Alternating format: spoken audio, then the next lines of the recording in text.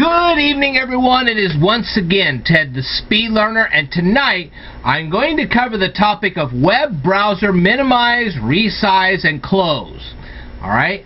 Now, I'm going to give you a little history on this, and I'm also going to give you an update on all this because something has changed, and I wanted to let you know about it.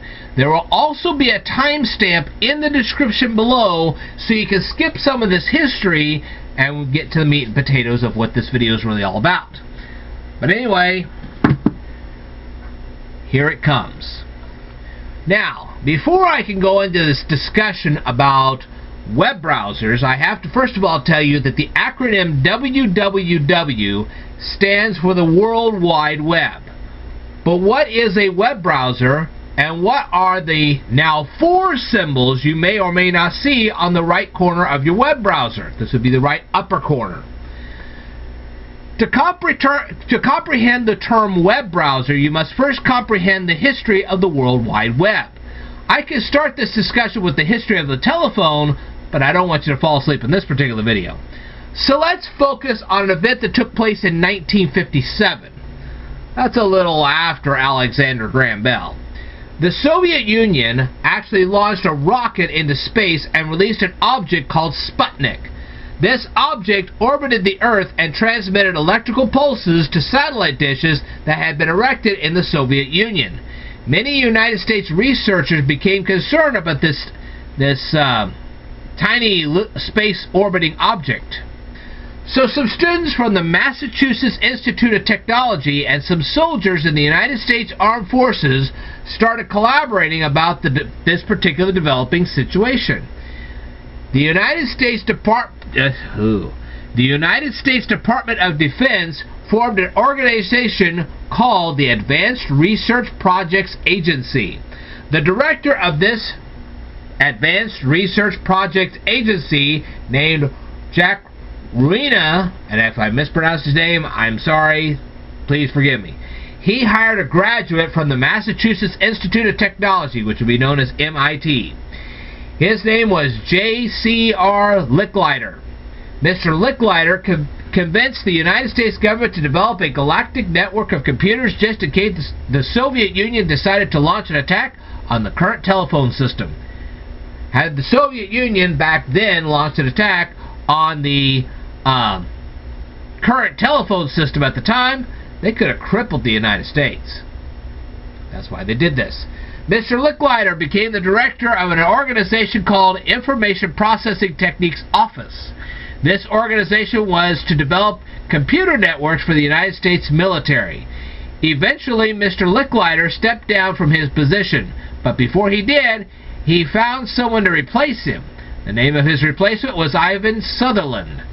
Ivan Sutherland developed a technology that would store computer displays in computer memory so they could be modified, copied, or even redrawn. Mr. Sutherland basically pioneered computer graphics. Then Mr. Sutherland forged a contract with the Massachusetts Institute of Technology, otherwise known as MIT, and they found an MIT student named Lawrence Roberts. Mr. Roberts and another man by the name of Thomas Merrill developed a data package exchange that could be transmitted and received over telephone lines. That meant groups of electrons were transported from one computer to another computer over telephone lines. This was the beginning of the Internet. There is a lot more information I could present to you in this video, but I will try to keep this video as brief as possible. Electronic mail was developed in 1971 by a man named Ray Tomlinson, and a couple of decades later, a man by the name of Sir Tim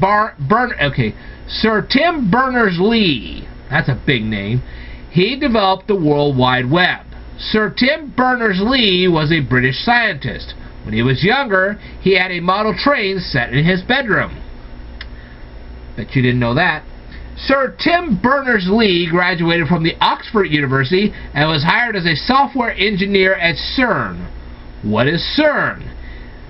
Well, the acronym stands for a French phrase.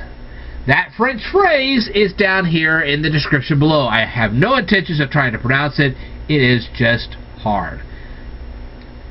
CERN was originally a European nuclear research facility.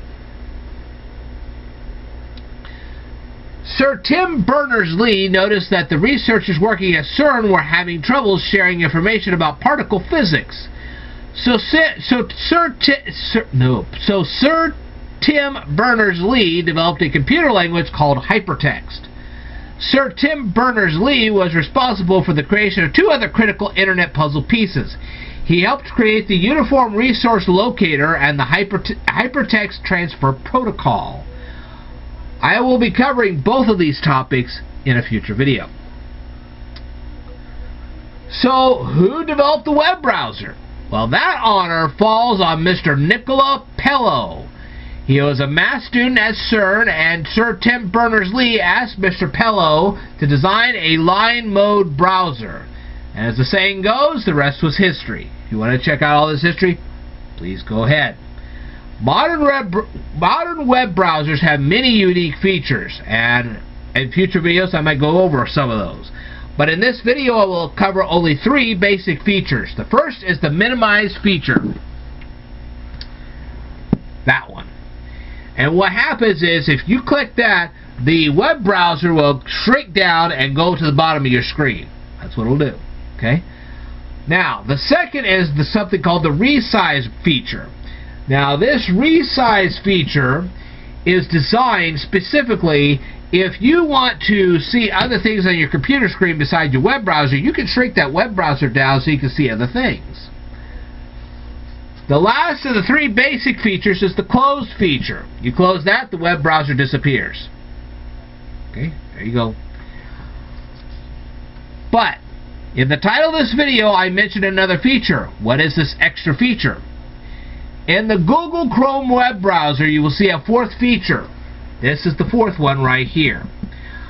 I'm not sure if this feature exists in other browsers. You're going to check that out. I did find out it does exist in Firefox, but I don't know about other web browsers. This feature will let you see currently open browser tabs and browser tabs that you have recently closed. I will tell you more about web browser features in a future video, so I'd like for you to stay tuned.